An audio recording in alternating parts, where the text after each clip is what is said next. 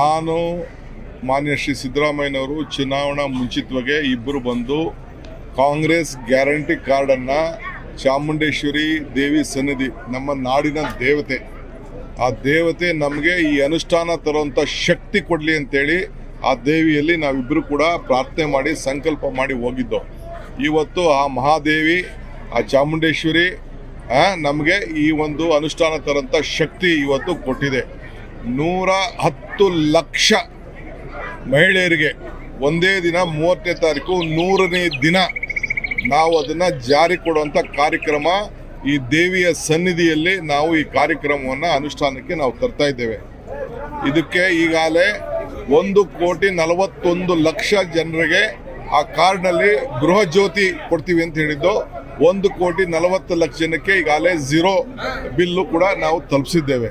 ಸುಮಾರು 46 ಕೋಟಿ ಹೆಣ್ಣುಮಕ್ಕಳು ಈಗಾಗಲೇ ಬಸ್ನಲ್ಲಿ ಪ್ರಯಾಣ ಕೂಡ ಮಾಡಿದ್ದಾರೆ.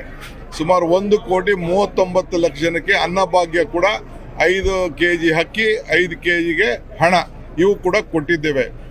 100 ದಿನದ ಕಾರ್ಯಕ್ರಮ ಭರ್ಜರಿಯಾಗಿ ನುಡಿದಂತೆ ನಡೆದಿದ್ದೇವೆ. ಇದು ಕಾಂಗ್ರೆಸ್ ಸರ್ಕಾರದ ಸಾಧನೆ. ಸಿದ್ದರಾಮಯ್ಯನವರ ನೇತೃತ್ವದ ಸರ್ಕಾರ ರಾಜ್ಯದ ಜನತೆಗೆ ಏನು ವಾಗ್ದಾನ ಕೊಟ್ಟಿದ್ದೋ, ಈ ದೇವಿ ಮುಂದೆ ಏನು ಮಾತಾಡಿದ್ದೋ, ದೇವಿಗೂ ಮಧ್ಯ ನಮಗಿದ್ರಂಥ ಏನು ಒಂದು ಸಂಬಂಧ, ಭಕ್ತಂಗೂ ಭಗವಂತನಿಗೂ ಇರೋಂಥ ಸಂಬಂಧ ಏನಿತ್ತಲ್ಲ, ಆ ಸಂಬಂಧವನ್ನು ಅವರ ಅನುಗ್ರಹದಿಂದ, ತಾಯಿ ಅನುಗ್ರಹದಿಂದ, ಈ ನಾಡದೇವತೆ ಅನುಗ್ರಹದಿಂದ ಅನುಷ್ಠಾನಕ್ಕೆ ತಂದಿದ್ದೀವಿ. ಅದಕ್ಕೆ ನಮ್ಮ ಹಣ ತಪ್ಪಿಸೋಕ್ಕಿಂತ ಮುಂಚಿತವಾಗಿ ಆ ದೇವಿಗೆ ನಮನವನ್ನು ಹೇಳಿಸಿ ಇಂಥ ಶಕ್ತಿ ನಮಗೆ ಕೊಟ್ಟಲ್ಲ ತಾಯಿ, ಈ ಜನರ ರಾಜ್ಯದ ಜನತೆ ಸುಭಕ್ಷವಾಗಿಡ್ಲಿ ಅಂತೇಳಿ ಪ್ರಾರ್ಥನೆ ಮಾಡಲಿಕ್ಕೆ ಇಡೀ ಸರ್ಕಾರ ಇಲ್ಲಿಗೆ ಬಂದಿದೆ. ಅಲ್ಲ, ವಿರೋಧ ಪಕ್ಷಗಳು ನಿಮ್ಮಿಬ್ಬರ ನಡುವಿನ ಸಂಬಂಧದ ಬಗ್ಗೆ ಅನುಮಾನ ಆಯ್ತು, ಅವ್ರು ಪಡ್ತಾ ಇರಲಿ, ನೀವಿಬ್ರು ನಾವು ಒಂದಾಗಿರೋದು ನೋಡ್ತಾ ಇರಿ.